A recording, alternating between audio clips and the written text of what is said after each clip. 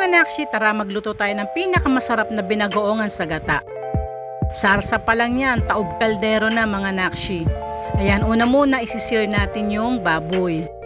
Ayan, tapos pag nasir na siya, umpisahan na natin igisa ang sibuyas, bawang at luya. Ayan, at pagsamahin na natin, tapos ilagay na natin yung bagoong alamang. Ayan, halu-haluin lang, then lagyan ng paminta, garlic powder at oyster sauce. Lagyan ng suka at ihulog na natin ang pangalawang piga ng gata.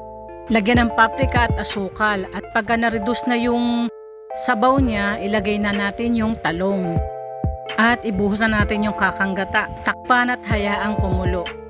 Haluin lang at pagka medyo okay na siya, lagyan na natin yung sili at ilagay na rin natin yung ating okra. Yan, ready na yan mga nakshi. Kain na na! Happy eating! Till next video! Babu!